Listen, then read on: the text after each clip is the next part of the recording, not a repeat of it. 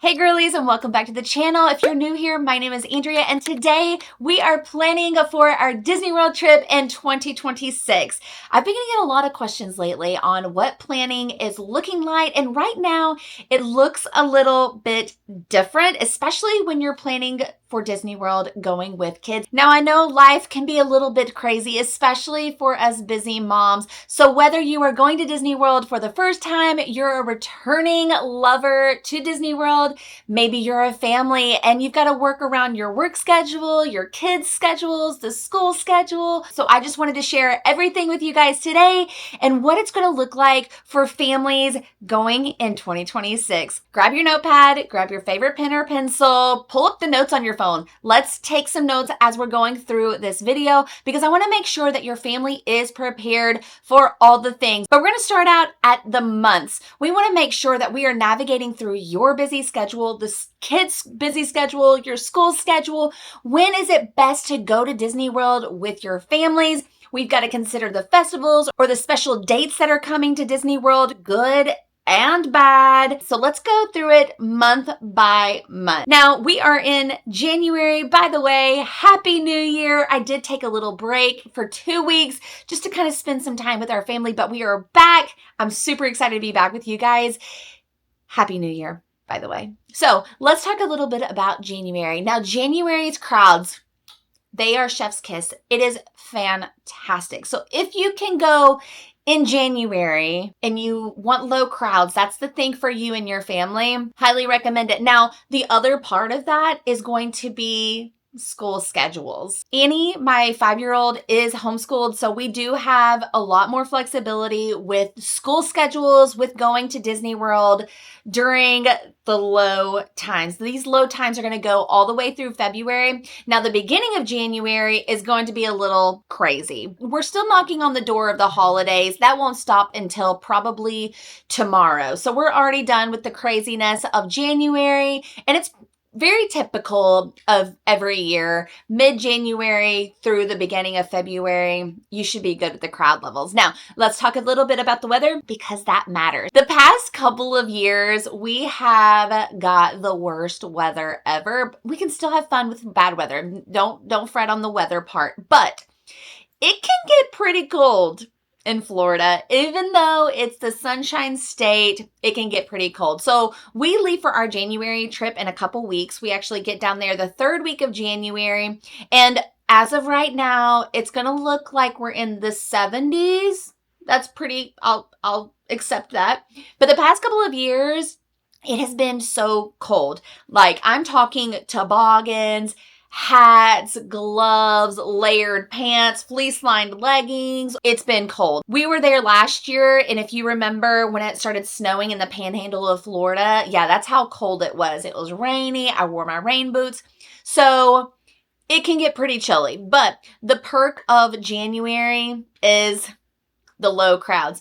Also, you do need to consider, I'm going to jump a little bit. You do need to consider about the transportation because sometimes in January, they will close down the Skyliner for some refurbishment. Now, the other part that I love about January, it is the shortest length of a festival in Epcot, and that is Festival of the Arts, and it is so much fun. We've been able to literally help paint like a mural in Epcot.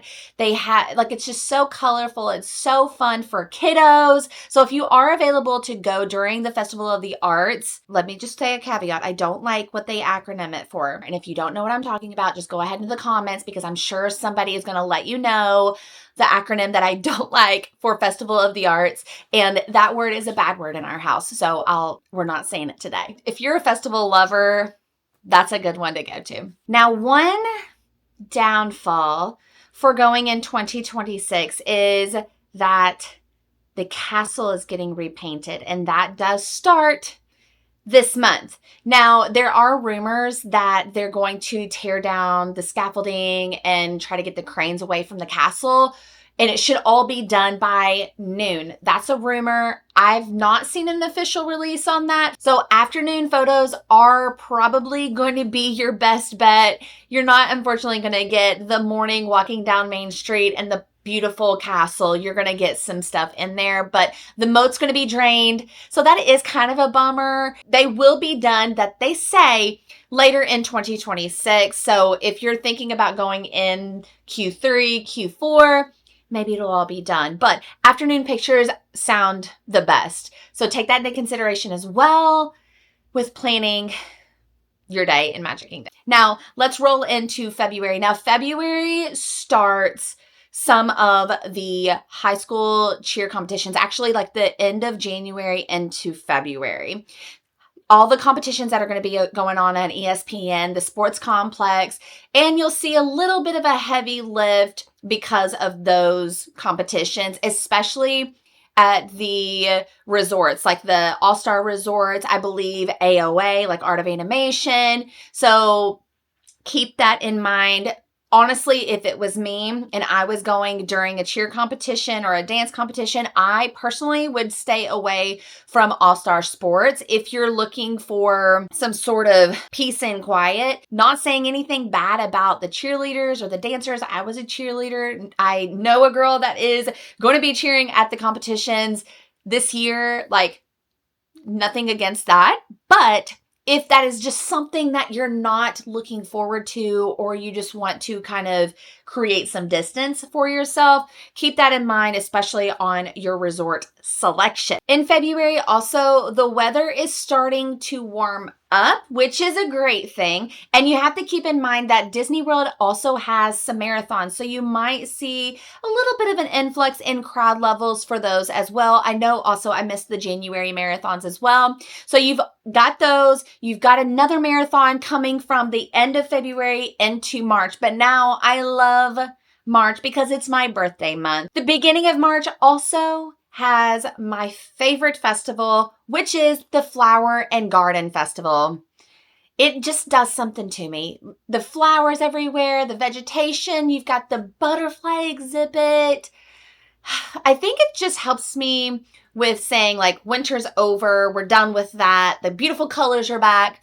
And it's just so beautiful in Epcot that time of year. Man, love the Flower and Garden Festival. We do need to talk about the spring break crowds that begin typically, in my experience, about the second week of March. My birthday is March 14th, and so I always torture myself with going for my birthday. This year, I'm just going to try to avoid that altogether. It's just a lot for me. I don't prefer it.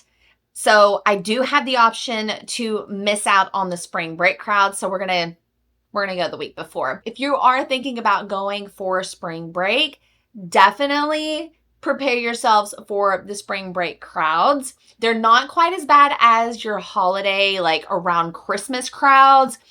Fall break is a pretty intense as well, but that's just something to think about. Another important day for March this year is that Rock and Roller Coaster. It's going to be the last day that you can ride it on March 1st until they reimagine it. They're reimagining it to the Muppets. So if you are a Rock and Roller Coaster lover, that was actually my second roller coaster that I ever rode as a child, or in my existence, I suppose. My first one was Space Mountain. My second one was Rock and Roller Coaster at the age of 10.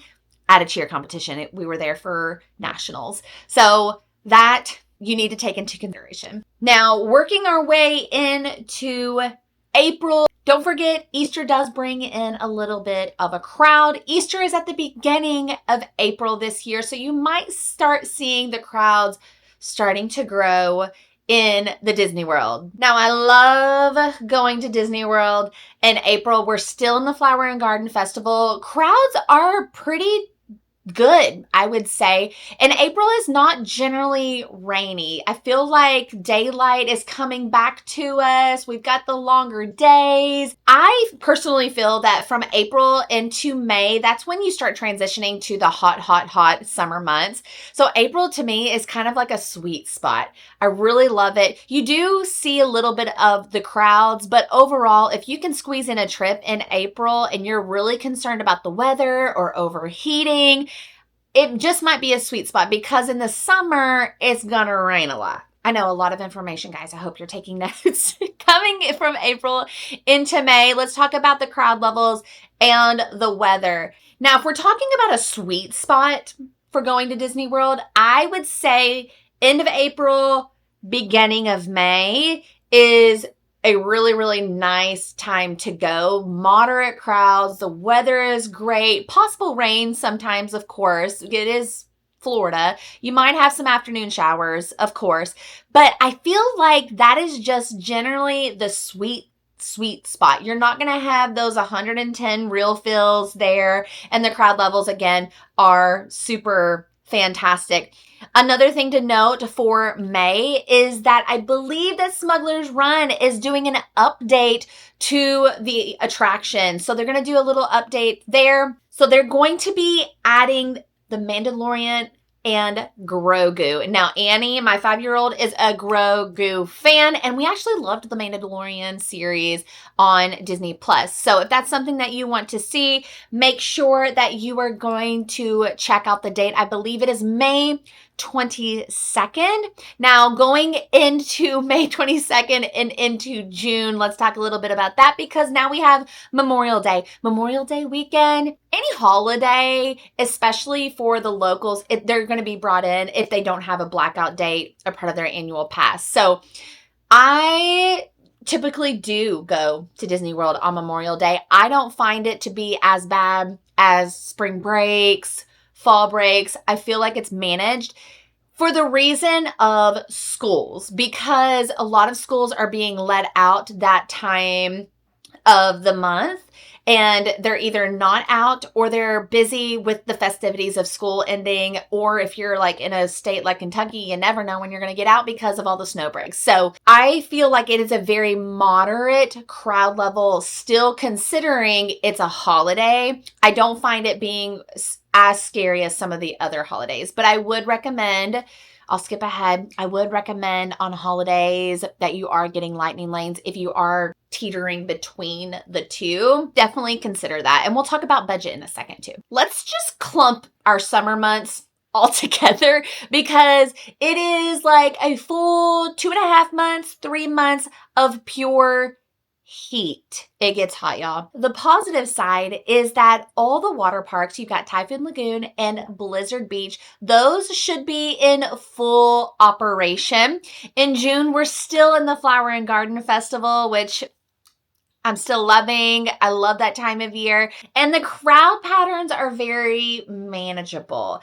I find that going in the mornings are a little bit heavier in traffic, and then the evenings are heavier in traffic. A lot of people like to go back to the resorts during the midday and either go to the pool, go to the water parks, and cool down, take a nap because that heat is brutal. Get some hydration. So in the middle of the day, crowds are going to be very, very light comparatively, but typically Disney is running some really, really great deals for the summer. You've got everybody out on summer breaks, but I do find that it is moderately busy, definitely manageable. Now, talking about the weather in addition to the heat, you do have to consider that this is the time that it's going to rain. It's going to rain at some point. It could be a quick rain. It could be in and out. No big deal, but it's probably going to rain like every single day.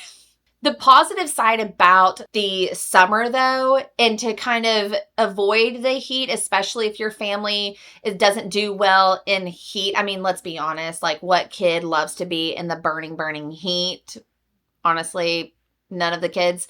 But nighttime is going to be your friend. Now we've got the longer days, the sun is up longer, so it does start cooling off of the afternoon and you get to spend a little bit more time in the parks. Like with it being dark at 6 p.m., it really ruins my mood and I feel like it's time for bed. But no, Magic Kingdom is open for 3 more hours. Like, you know what I'm saying? But so the summer is a really, really nice perk that you do have those long days of daylight, and then it does get cooled off of the evening time. But I'm going to tell you here right now, the humidity, my hair does not do well at all in the summer. You'll see, if you follow along, you'll kind of see a pattern. Like January, my hair is great. Like it's doing so good. When it's hot, the hair is in a clip full time. Like it's like a full-time job for my hair to be up in a clip and managed. Annie's hair is just beautifully curly, but I have to bring out like my humidity shampoo. I got to get really complicated with how I fix my hair. It's a hot mess express, but the hair is back. It's not a good time for hair. I do feel like I do need to make a note of July 4th and compare it to Memorial Day. Memorial Day, manageable, moderate. The 4th of July in Magic Kingdom is plain, how do I not scare you? It's scary. Like, it's just chaos in there. So if you want some fun, you can do it. It's just really, really crowded. They put up like this DJ in front of the castle and you're just like, jump, jump, jump, jump, jump, jump, jump, jump, jump, jump. It's a good time. It's loud. They've got the party lights. They've got the great fireworks. They typically do 2 fireworks shows around that time, whether it's July 3rd and the 4th or July 4th and the 5th. You just got to keep up with those dates. Sometimes they change it year to year, but those crowd differences are very different. Like I can feel it. So keep that in mind. Now let's shift from July into August. And August to me, from the weather standpoint, is hot still. Like sometimes I feel like August is hotter than the June and July. So don't think that if you are in a state like Kentucky where the leaves are turning, that it's going to be a little bit cooler there. That's not happening. It's not a thing. So you're going to still have some rain, but the crowds do start tapering off because all the kids are going back to school. This is when Magic Kingdom goes full blown fall decor. You've got the pumpkins everywhere. You've got the fall wreaths everywhere, the orange garland, the scarecrows, all the things. And then you've got the Mickey's Not So Scary Halloween parties that begin. This is a fun time. Like, I love when Magic Kingdom is decorated. I think it's super, super fun, super festive. It gets me in the mood. It actually gives me holiday confusion. From this point forward, I'm going to have holiday confusion. August all the way until January and all the Christmas trees are down in my personal home. Holiday confusion for at least 5 to 6 months. That's just how it is around here. But I love it in August. It's so fun. If you all are a Halloween fam, you got to go to Mickey's Not So Scary Halloween party. It's actually one of our favorite parties. Like, I think it might be my number one party. You get to trick or treat. The crowd levels, like I said, are fantastic, and it's going to rain. That's the only part. But to me, I find that the crowd levels are so fantastic.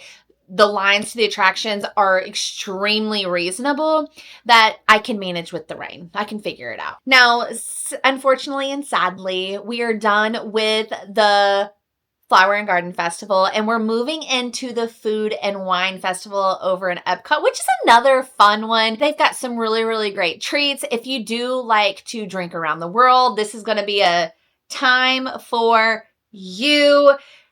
Definitely consider going during these months. And like evening time in Epcot is a full-on partay. You don't have to partake if you don't want to partake, but you can see a lot of people are having a good old time. They're feeling the Disney magic. They're just chill. They're hanging out. It's a good time. I'm there for the food and I'm there for the attractions. I like it. It's great for adults. It's still doable for kids. We go there, but definitely plan for your arrangements, your dining, if you're going to do that, because it does get pretty busy during the Food and Wine Festival, which runs through October. And then also, this is the time at Disney World where you're going to feel a crowd shift from the end of September into October. This is where you're going to start feeling the beginning stages of those holiday crowds. And I might add, whenever it is peak time or whenever it's busier, generally the prices start going up. And again, I keep on kind of poking at the budgeting. We'll talk about it. Give me a second, but we'll do that. The other part of September is this is the beginning stages of entering hurricane season. Now, I personally feel that this 2025, this past year, Was the best year for no hurricanes. The few years before have been very challenging for a lot of Disney World guests. It rains, yes. It's going to rain 100%. It's going to not be like your summer rains where it just kind of rains and then goes away. No, this is hurricane season. This is for real, the raining time. I would recommend watching forecasts closely if you do plan on going this time of year, and I would consider travel insurance during this time of year, especially if you're flying, trying to go down there. I would highly recommend being flexible with expectations. Like I said, we go to September every year. That's the month of Annie and Tyler's birthday. We're there no matter what. But I would consider travel insurance, especially on your flight and your room stay. So it's just going to be a lot easier for you. And then the temps are great too. This is where the nights are going to feel fantastic. It can get hot during the day, but we're kind of going away from that 110 feel that we've been feeling through the summer, and it's going to feel fantastic for you. Now, one thing that I will note, especially going with your kiddos and or if you're planning on going to Magic Kingdom on a non-party day, this is where you have to be very strategic going through the Halloween parties all the way through Christmas parties, because one, it's going to be very busy in Magic Kingdom on non-party days, because a lot of ticket holders, they of course want to be there for the opening to the close. They want to get a bang for their buck. The price of the ticket does not change if it's a party day. They're going to be closing down early and you pay the same price, and then you didn't pay for the party ticket, so you can't stay in Magic Kingdom and they're going to kick you out.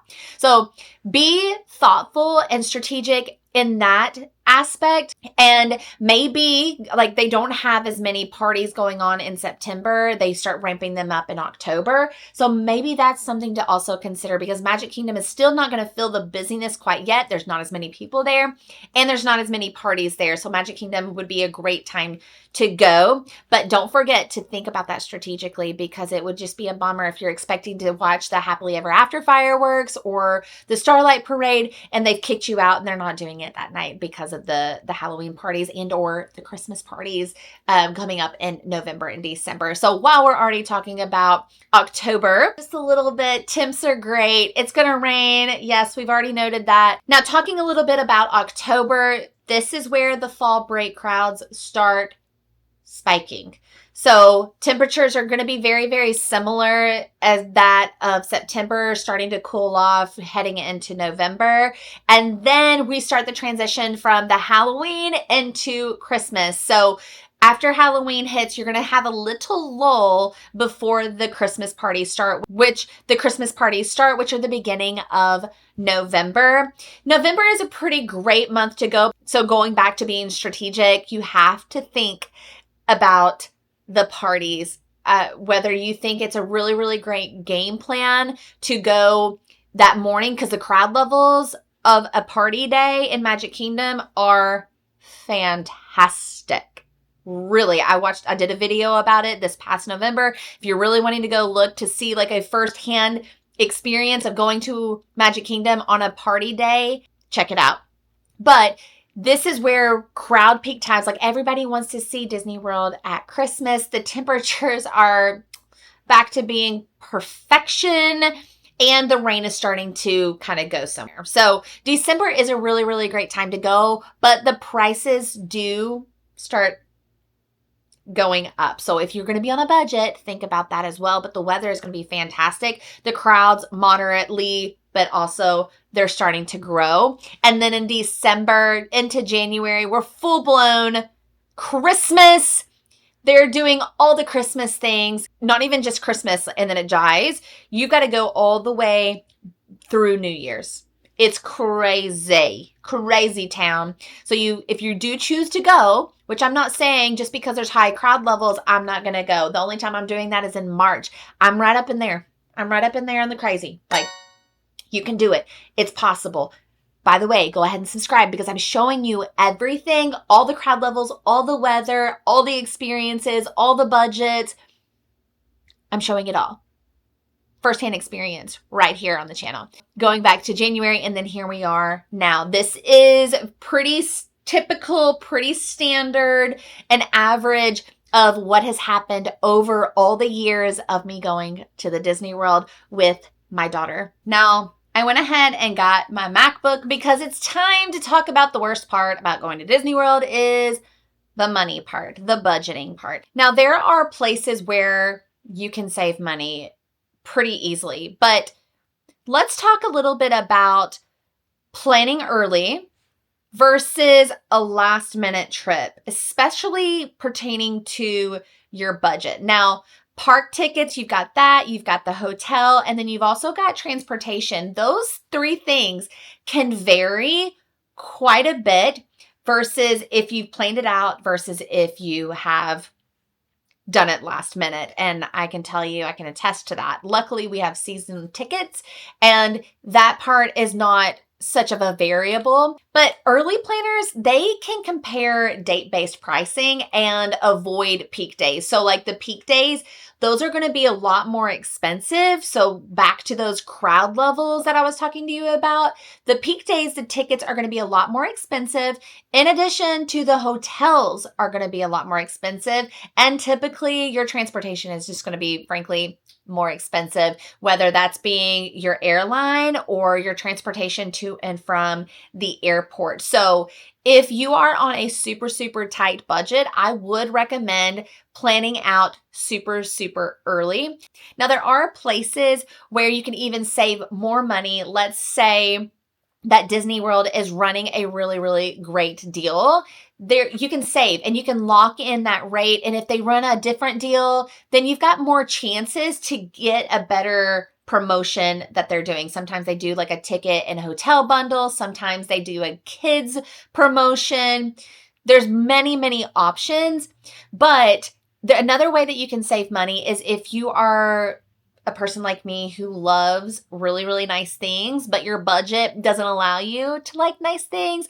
I love staying at deluxe resorts. So a deluxe resort would be an example of like the Polynesian, the Grand Floridian, the Beach and Yacht Club. You got the Boardwalk, Animal Kingdom Lodge, those resorts and the other ones.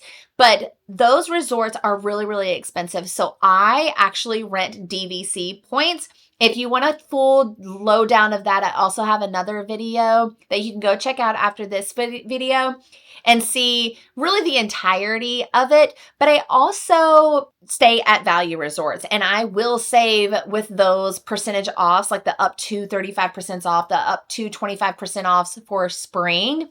And I love saving money that way. But the best way to do that and the best way to get the best rates is to doing it early. If you do it early, then you've kind of set the expectations. And if better deals come across the way, then it's only just extra money in your pocket. So if you start out high, to me, like girl mathing it out, we're starting high. And then you can get to go to your husband and say, hey, honey, we got another deal. I just saved us $200. Now we can put that towards our lightning lanes, etc. Or like a nice meal reservation at Space 220. Anything that you can save, you do have a longer period to keep an eye on that. So you have your tickets, your accommodations, and your transportation. Those are going to be your highest price points, of course, but you do have some flexibility from a budget standpoint with the varying prices of food, lightning lanes, and souvenirs. Now, I did put the lightning lanes in there, but yes, it can get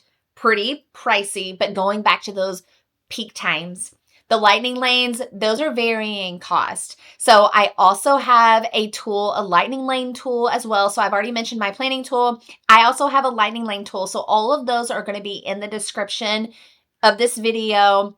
Go check those out. And then there's also like a budgeting tool into the lightning lane of how to find the price points of the time of year that you're going. But those are variable. So if you're going on a low crowd time, then those lightning lanes are going to be a little bit more affordable. Now, speaking about the foods, you don't have to hit reservations every single day. That's not like, you just don't have to. You can do what is called a quick service. It's more so like your fast food type of restaurant in Disney World. They just call it quick service. Just don't make it confused. It's just the fast food. And then the dining reservations, they vary in price. So that may be where you get to cut. Now, going back to those promotions that Disney runs sometimes they have dining plans promotions. So maybe that's going to be a really, really great deal for you. You like to eat a lot. You plan on eating in the reservations, like a dining reservation, or maybe you don't plan on eating out and it is cheaper for you and your child to split a full meal, and that's plenty of food, or you get 2 kids meals. Like, I eat kids meals all the time. It's plenty of food.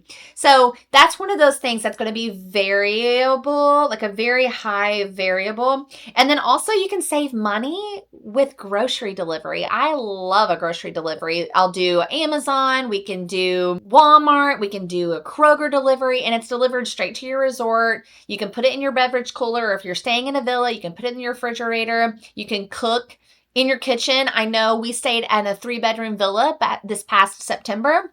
My brother and his family, he cooked dinner for them like almost every single night. They drove in from Kentucky and they brought groceries in a cooler. That saved them a ton of money. There's different options out there for you all to save money and land within your budget. Now, I would recommend an emergency or like a buffer fund, just so you don't have as high stress, like last minute lightning lanes, or if you forgot something like your poncho or if it's like really, really cold that day and you're needing an extra jacket, like any extra transportation that you might need. Maybe you really, really want a minivan, which those are really expensive, and sometimes like the weather's bad or I'm just sick and tired of the bus and I'll call a minivan. So you do have an emergency/buffer fund.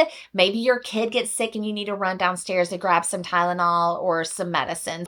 Honestly, if you're comparing whether you should plan early versus a last minute trip, you're really going to, like, the budget is a big factor in that. And then going back to like the DVC point thing, the way that you're going to get the best deal and the best time frames and the slots is going to be if you're planning 11 months out. That's just point blank. They already do have confirmed reservations that you can snag up, but your dates have to be really, really flexible with that option. But if you're really on a budget, I would definitely recommend planning this out earlier than later. Go ahead and put your $200 down.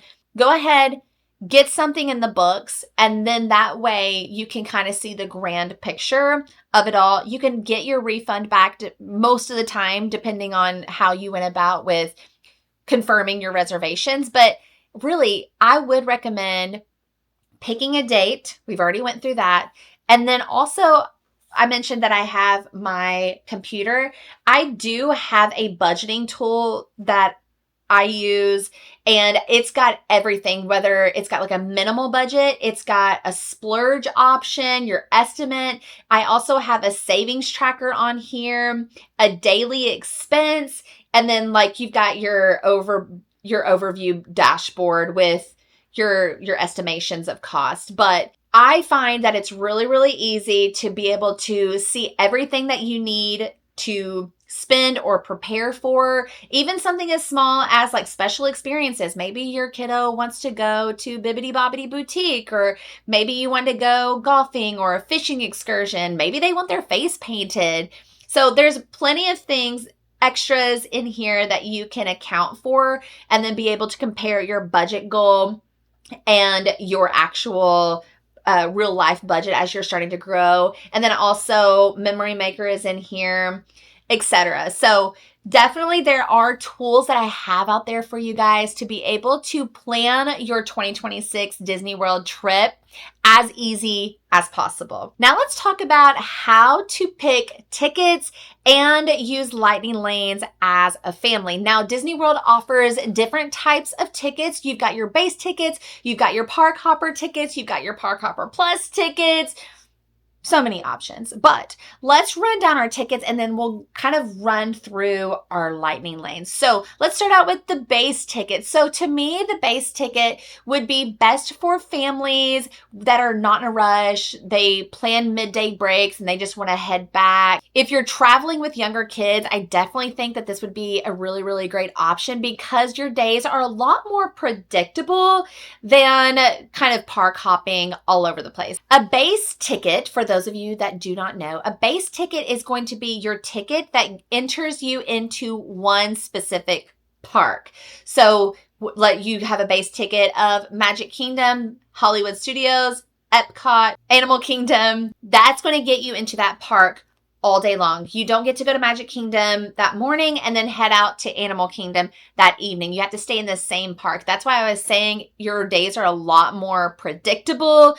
There's no rush. Like, hey, I didn't get to do this attraction this morning, or I didn't get to eat this restaurant that I was really, really wanting to try out. You know what?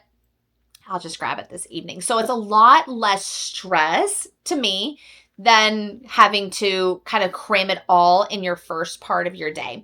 Now, your park hopper option is going to let you go to Magic Kingdom that morning and then go to Animal Kingdom of the evening. A park hopper ticket to me would be for families that have children that have a little bit more stamina. So they go to that park. You could still take a midday break. You don't have to. And then you just hop on over to Hollywood Studios.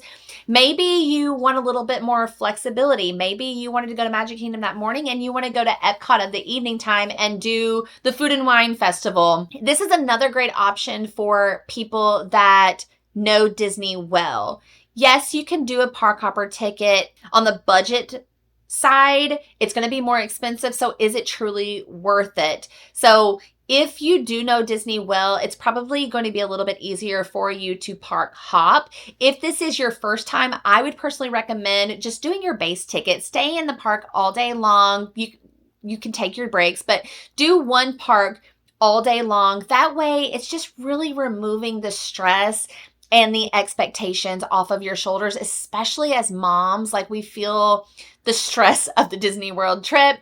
So if it's going to be a shorter trip, especially too, you might want to do that base ticket so you can just be going to Magic Kingdom. And from a planning standpoint, like, go to Magic Kingdom, we just want to do all of this today, and we don't have a 5-hour limit. Now, if you're trying to decide how many tickets to buy, it just depends on how long that you're there. I would recommend not overdoing yourself. So if you're there for 7 days, I personally would not recommend buying 7 days of tickets. You're going to need some rest days in there, and that is a fact.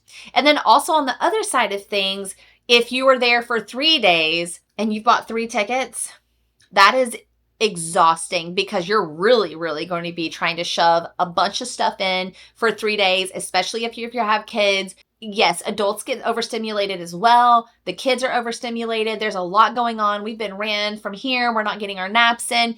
That's a little overwhelming. So let's just say if you're going for 3 days, let's say you're going to a park, you're going to do a rest day, stay at the resort, chill out. I mean, the resorts are fantastic. Do not skip over that. And then go to another park. 2 days in the parks. If you're there for 3 days, maybe it's best that you pick your 2 favorite parks. Maybe it's Magic Kingdom and maybe Hollywood Studios is going to be the other one. Of course, this is all very general information, but if your kids have the high stamina, maybe you are doing 2 park hoppers. You're going to Magic Kingdom one morning, then you're going to Hollywood Studios, then you're doing Animal Kingdom, then you're going to Epcot. And that's going to be exhausting. You're not going to be able to do everything for a first time visit. I think that's overwhelming. Actually, to me, I go every month. I think that's overwhelming. But let's say we're here at the sweet spot, okay? Let's say that we're there for 6 days. I think that's a very, very nice sweet spot. That means you get to go to the 4 parks and you get to have 2 rest days. You get to chill out, you get to hang out, you get to sleep in, which is very, very, very necessary. In that sweet spot, I don't think it would be a bad idea to do the park hoppers because you have a little bit more time. But if this is one of your first trips, your second trip, and you're not really trying to get stressed out at the Disney World, I would still stay with those base tickets. I think those are the most safe option if you're not going to Disney that often and you don't feel very comfortable maneuvering through, especially we've not even layered in the lightning lanes yet. Now, I am a lightning lane person. And Annie is too. My daughter is a lightning lane girly. There are times that we have went into the parks without lightning lanes, and it's a great time if you're a stroller, like we're there for the Flower and Garden Festival and we just want to see the beauty of the Flower and Garden Festival. We want to eat a lot. Maybe we want to get on Figment. Maybe we want to do Living with the Land, like not the big attractions such as Guardians of the Galaxy or Soarin'. Soarin's a popular one as well. If you're there during busy times, I would highly recommend getting Lightning Lane. I think your experience in the parks are going to be night and day. I know a couple weeks ago around Christmas time that most of the attractions were over 100 minutes long. And that's just simply not going to work out. Like, that's just a lot of wasted time, especially if you're there for a short period of time. Let's say you're there for 3 days. You're not going to get as much done personally. So back to that, should we do a last minute trip or should we plan early? This is going to be one of those things where I would recommend you're planning early if you need to figure out a budget of the lightning lanes. Like I said, we're a lightning lane family. We love the lightning lanes. And also it's going to make things easier from a lightning lanes perspective if you're doing a base ticket, you're not park hopping. So that's going to be an additional tutorial if you're trying to get from one park, you're finishing up your lightning lanes and you want to go to another park. So then you're starting to stack those. So it gets a little bit more complicated, especially if you're not used to the My Disney Experience app. I'm not saying that you're not capable of it, but I'm just saying it's a little bit more stressful and an additional learning skill on top. But if you've got all this time and you're planning it out, you're going to be just fine. If you are trying to budget through, let's say you don't want to use a lightning lane on every single park, that's your thought and your strategy on saving money. Well, I would recommend that you use lightning lanes at 2 of the parks, and that would be Magic Kingdom and Hollywood Studios. Those parks I feel have the most popular attractions, like in number. So they have a lot of them, especially at Magic Kingdom. Magic Kingdom has the most attractions out of all Disney World parks. And so if you really want to get a bang for your buck and you want to do a base ticket and lightning lanes in Magic Kingdom, you are going to have an amazing day and you're going to get a ton accomplished. I would definitely think that you can skip the lightning lanes in Epcot and Animal Kingdom, especially on lower crowds. But again, if you're trying to do Guardians of the Galaxy during busy times, you're going to stand in a line for a really, really long time. And so just make sure that if you do opt out of lightning lanes, that your kids understand that they're going to be sitting in line. Or I would recommend definitely rope dropping. And what rope dropping is whenever the park essentially opens. So if you're staying at a Disney resort on property, you're going to gain access to the parks 30 minutes before the public starts. So the public is going to be anybody that's off of property. Let's say that Magic Kingdom opens up at 9 a.m. Well, early entry, the guests, they are allowed to get in at 8:30 and then they're already in line. So if you're getting there at 9 o'clock because you're staying off property, then you're already behind 30 minutes of all those guests. So maybe that is something to think about as well whenever you're planning, but definitely I would consider rope dropping regardless of where you're staying to get the most of your time, especially if you're not going to be using lightning lanes. Lightning lanes are also going to allow you to sleep in a little bit longer. I don't think that you necessarily have to have both. You can definitely do both, but I don't think you necessarily have to. And especially in Epcot, like I just love, there's so much sightseeing and there's a lot more attractions in Epcot that are typically walk-ons most of the year. Now, if you're trying to see Living with the Land with the Christmas lights on, that's going to be a little bit more challenging, but you are going to opt out of lightning lanes. Definitely do it during low crowd times, and then making sure that you and your family are okay with skipping the most popular attractions. Now we need somewhere to sleep while we're at Disney, so let's go through how to choose where to stay at Disney World as a family. I would recommend start with the question of how much time will we actually spend at the resort? So that's why I kind of talked through the tickets and the lightning lanes before we chose where we were going to sleep. Because a lot of families, they're like, you know what? I'm not going to be at the resort. We're not going to be doing a rest day. We're going to be in the parks all day long. Why waste the money at Contemporary when I am just going to be in the park? Totally valid. Then maybe an option for you would be a value resort. So you've got your All Stars and you've got Art of Animation and Pop Century. That's totally fine. Maybe you're somewhere in the middle and you want to stay at a moderate resort. You might have a rest day. Maybe you don't want the huge water parks. Maybe you want it to be a little bit more secluded. You might not want to be right up on top of a park. Maybe you want to enjoy the resort. I love the resorts. I think it's definitely missed on a lot of vacations where people really don't take advantage of the resort that they're staying at, regardless if it's deluxe, moderate, or a value resort. I think that's definitely across the board. People really don't take advantage of it. But with deluxe resorts, you have essentially most of the time just a generic labeling over the top of it. They have bigger pools.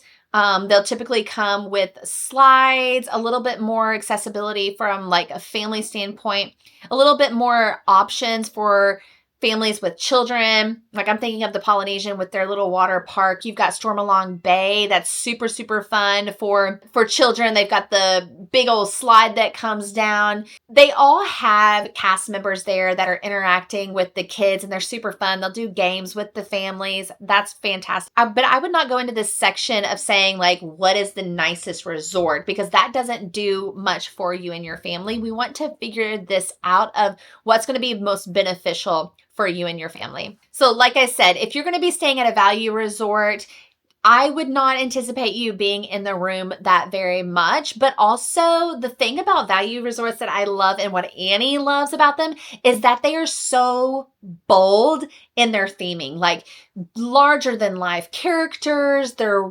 colors are just super, super fun. The rooms can be a blast. Like Art of Animation, they have the Cars suites, they have Lion King, they have the Little Mermaid rooms. It is so, so much fun for kids. Like Annie would 100% rather stay in the Little Mermaid room or like even at Pop Century than some of the deluxe resorts. They're just very, very kid friendly.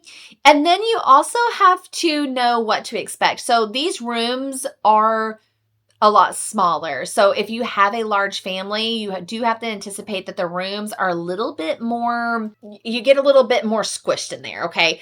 And then also they only have food court dining. The pools are busy and there is a lot more loud, which, hey, they're having the time of their life. They're having a good time, but it is a lot more noisier. But the perks of this is that I see it being more budget friendly, which allows a little bit more room for lightning lanes. That's where I would spend my money. If I'm trying to figure out where I'm going to break the cost up, I would stay at a value resort to allow me to have lightning lanes. That's where my priorities would land. Now, if you're trying to find a balance of comfort and cost, this is probably where you're going to want to stay is the moderate resorts. And I'll go ahead and share my favorite moderate resort. I can't choose, but I might be able to choose. Anyway, French Quarter, Port Orleans, and the Caribbean Beach. Those are my two favorite moderate resorts. Now, these rooms, like the moderate resort rooms, are larger, but the rooms, like the buildings, are a lot more spread out. So that can kind of get a little bit annoying. But if you have a good travel agent, then they can actually put in some requests for you and try to get you a little bit closer to either, let's say, the Skyliner, the main pool, the lobby, etc. And these moderate resorts are also a little bit better in theming and their pool. So I'm thinking of the Caribbean Beach, and they have a super, super fun play area. French Quarter, they have a super, super fun play area. And then also talking about space and how large these areas are, like Caribbean Beach is huge. If you've ever flown over it in the Skyliner, it is massive.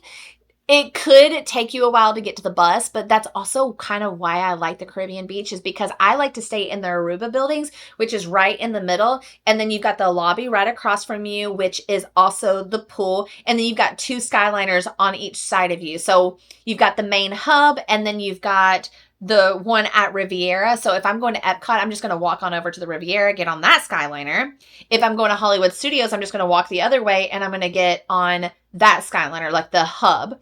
Now, if you're staying at Pop Century, Art of Animation, that's why I love those, is because you have the Skyliner in addition to the bus.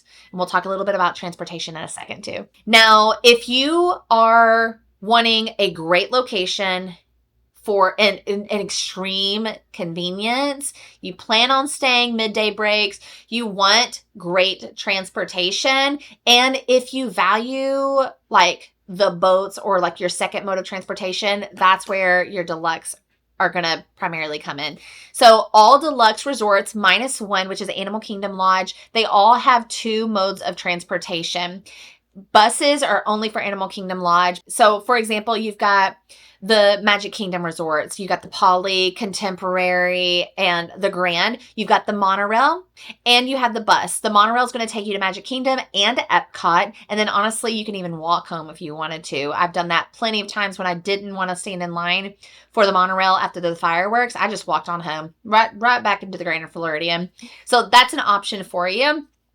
And then, for example, you've got the Yacht and Beach Club and the Boardwalk. You just walk on over to Epcot. Literally just walk 5 minutes to Epcot. You're walking 10 million miles anyway. Just walk on over. You can get the ferry too, if that's an option. Or you can ferry on over to Hollywood Studios, and then you're going to be able to bus on over to your other parks. So that's really, really what I love about Deluxe Resort, is because you have different modes of transportations. The bus is just simply hard for me, especially I go a lot with just myself and Annie, and not having that a second adult, it does make things a little bit more difficult. But it is really, really nice to be able to just roll on a Skyliner or the monorail with my stroller and don't have to break it down every time. So I do love a deluxe resort. And like I said, I love being able to stick around the resort and hang out and chill and wake up to a beautiful view. It's just a vibe. I like it. Also, another thing of what to expect at deluxe resorts are these are the largest rooms. So if you get claustrophobic, you could possibly get claustrophobic in a value resort, especially if you have a large family. But in deluxe resorts, the rooms are really, really big. And I'll also give you a caveat. In the Coronado, the tower, those rooms are as large as a deluxe resort. So if you, again, back to, you like the luxury feel, you love a look of something, you like a vibe, Coronado Springs, the tower, that's going to give you a deluxe feel if you're wanting that at a better cost. Back to the deluxe resorts. You also will have table service dining. You can do like a mobile pickup. That's what I really love to do. Just run down there. It's kind of like a quick service, but it's the table dining service. And then obviously this is the most expensive option for Disney World. But again, if you're planning out ahead of time and you have a lot more time to save, make little payments on it, that's an option for you. You could really, really drive home a really nice nightly rate. But why I love it is it's just a lot less exhaustion. Like, I think it's just super, super easy to get to the parks, get back from the parks. The pools are fantastic, and I think it's a good time. But I've stayed at pretty much all of Disney's resorts except 2, and I stayed at all of them again. So this is just from pure planning and what's best for your family. Let's talk about food and how to plan Disney meals without the stress, because we got to eat. Now, if you're like me, I need to eat at least a good meal. Like, I cannot eat chicken nuggets and French fries every meal. I'm going to feel like literal garbage. So I can't do that. I love a good salad from the food court. That's fantastic. We love a huge, large pizza. That's super budget friendly. Like, you can get a big old pizza for $22 and feed the whole fam. Unless you're like me and I can literally eat a whole pizza probably by myself, plus my salad. But who's counting? Anyway, you don't have to have dining reservations for every meal to have a good Disney trip. And let's repeat that. You don't need dining reservations for every meal to have a great Disney trip. That's just not the truth, okay? So let's just go ahead and go away with that, remove the stress, because we need to make sure that you're going to have a good time. And nobody wants to be hangry, because if I'm hangry, then we're all having a bad time. So do families really need dining reservations? And the short answer is no. Dining reservations make sense when you want to sit down for a break, or if you're celebrating something, if it's somebody's birthday, it's your anniversary, you have a graduation, anything that you want to celebrate. This is a great time to do it.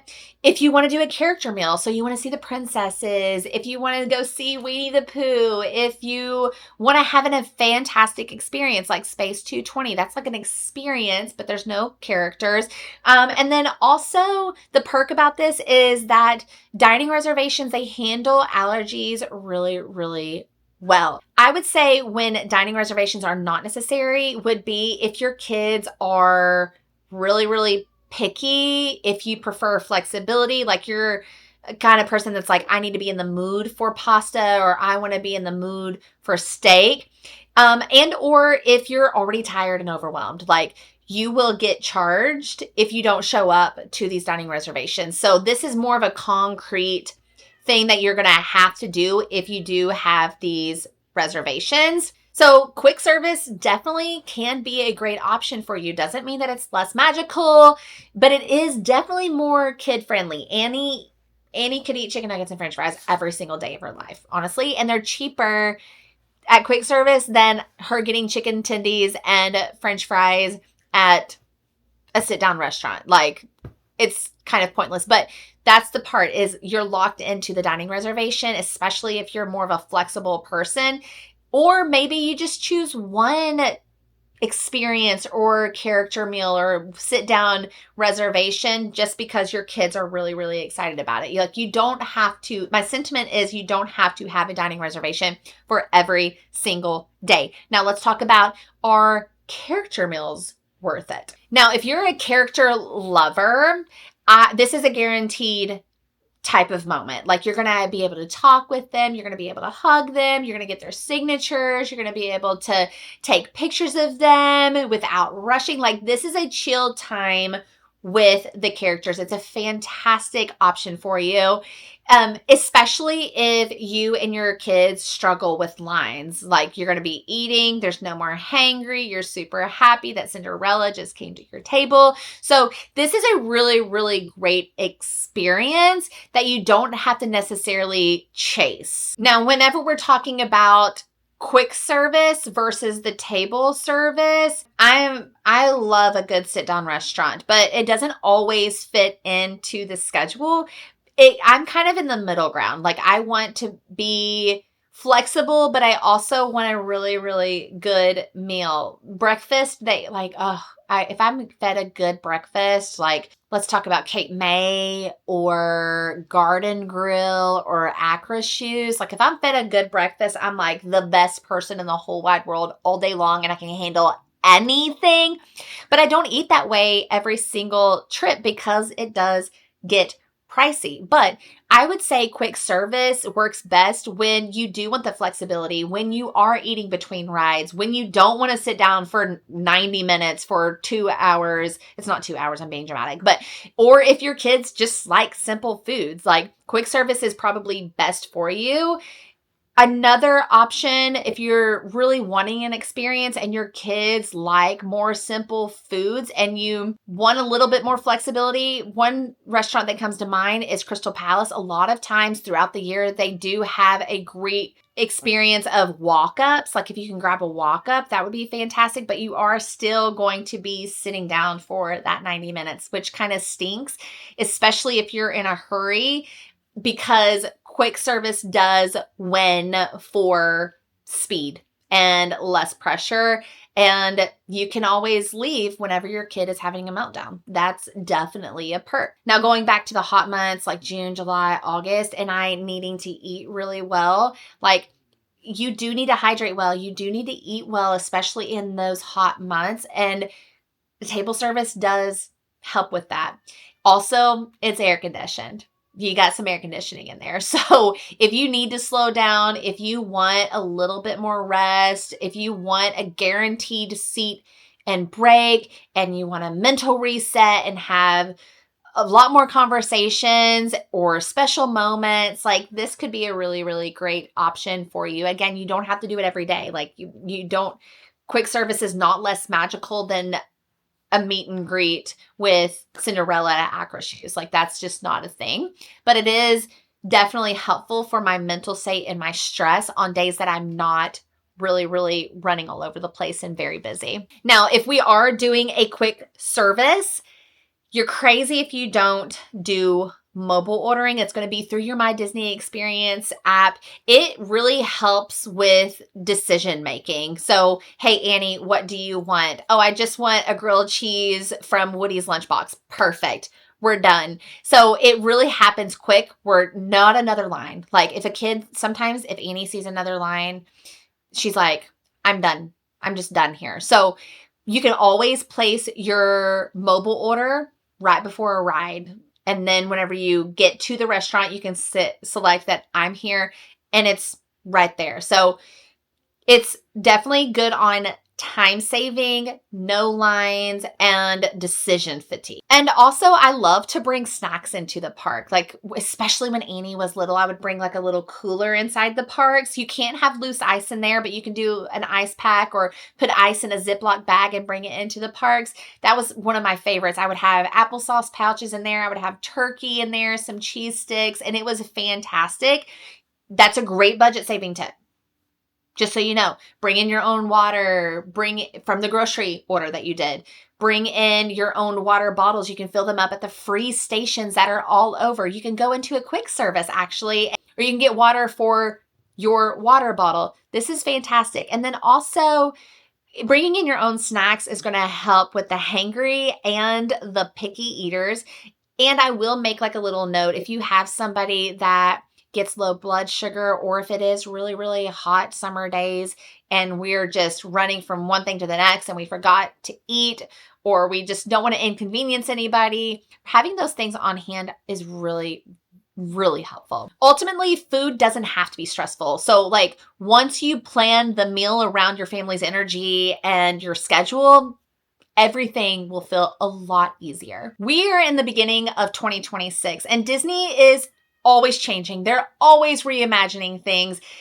It's not a bad thing, okay? So how do you stay flexible with the changes happening in 2026? So there's new rides, there's updates, there's constructions, there's policy tweaks, but the goal of 2026 isn't perfection. It's being prepared for anything. We're still going to have a good time. Being flexible does not mean winging the trip and having no plan or lowering your expectations. Like, we cannot do that. Let's not do that. You cannot wing a Disney World trip. You have to have a plan. And that's also why you need to get my free tools that I've got for you in the description, like your planning tool, all the things, your lightning lane tool. That's why you need those. But what being flexible does mean is having a plan that can bend, okay? Knowing your priorities. What does your kids want to do? What does your husband want to do? What do you want to do? That is so important because happiness cannot be linked to just one ride. Yes, I understand that our kids could be so excited to ride Seven Dwarfs Mine Train, but what if Seven Dwarfs Mine Train goes down and it's not going to come back up for your whole trip? Or what if Slinky Dog goes down and it's going to be done for the entire day? That's not a good, it's not fun. What we can do is be flexible and knowing that things are going to have to bend sometimes. Changes are just going to happen, okay? You don't need all the details. Just be aware that there are ride refurbishments. Like Big Thunder Mountain has been down for way too long. Buzz has been down way too long. There's going to be construction visibility, okay? Lightning lanes can adjust. Entertainment schedules shift, like crowd patterns shift all year long. If any of those things happen, or if your kid's favorite ride shuts down, none of these things ruin a trip. They just require backup options. So when you're planning your trip, Maybe you need to pick your priorities. Picking your priorities, but not perfection. Okay. We're not going into this saying we're going to have the most perfect vacation because life does happen. Disney World is not perfect, but you do need to determine for your family what are your 3 must do's, and then everything else is a bonus. So maybe you need to go in at it like your 4 top must do's and everything else is happening. So this mindset alone is going to relieve so much stress because, to be completely honest, you're not going to get everything done. Disney World is huge. There are certain things that I've still not done before. And I can't tell you how many times I've been to Disney World. So there are just things that you need to prioritize. Your kids need to tell you what they want prioritized, and then you kind of go from there. And you also need to expect things to kind of go sideways. And if it doesn't, fantastic. But weather, energy, logistics, there's going to be a shift happening, okay? And sometimes it feels manageable and sometimes it doesn't. So if something happens, kids don't necessarily notice like you think that they do. So kids won't remember a closed ride. They won't remember a modified schedule. They won't remember a missed reservation, but what they will remember is how they felt that day, how they felt leaving that day. So they'll also remember how rested they felt, how present we were.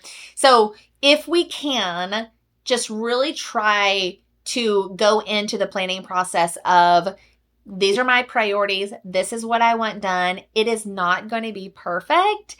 It's going to be fine. And ultimately, I'm having a great time with my family. That's the most important part. And that's the most exciting part, is that you get such a fun time at Disney World with your family. That's the best. So planning for 2026 isn't about locking everything in. It's about a plan that works even when Disney changes things, even when things go a little crazy, because they do.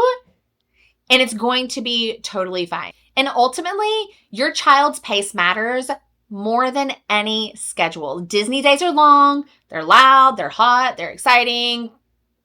We might be hangry somewhere in there, but even easygoing kids hit a wall. Annie's pretty chill, and sometimes she has a moment where she's like, a moment, right? And the camera goes off. So planning around your child's natural rhythm, their schedules, their nap time is what turns a good trip into a peaceful one. You don't want to go up in there and completely wreak havoc on their normal life. And giving yourself margin, the extra time between plans, space to rest, snacks, regrouping, and letting them kind of play. There are so many places in the parks where they can just go off and play and have a really, really good time. If you do that, that's also going to help with the peace that is in Disney World. So maybe a good tip for you would be, during your planning, maybe plan for not doing ride after ride. Maybe do a ride and a calm moment, and then they get to choose what they want to do. Maybe they want to go to the playground. Maybe they want to watch the parade from afar. Maybe they want to go up onto the parade and sit and chill and hang out until the parade starts. Maybe they want to snack in the shade. Maybe they want to hang out and watch a little segment on YouTube of Andrea and Andy in the hubgrass. Something that's going to be able to create a pace that's not go, go, go, but it's going to kind of create a nice flow throughout the day. And ultimately, it's so important that, even for myself, that I release the pressure to do it all. Okay, Disney's not a checklist. It's just such a good time to spend with my family. So missing a ride does not mean failure. Stopping early because you need to go back to the resort does not mean wasted money. Choosing rest does not mean that you're lazy or you planned all wrong. It means literally nothing. It means you listened to your child, is really what it does. To me, the best Disney trip is one that works for your child, not the one that looks best on Instagram or the Facebook. It's what looks best for your child.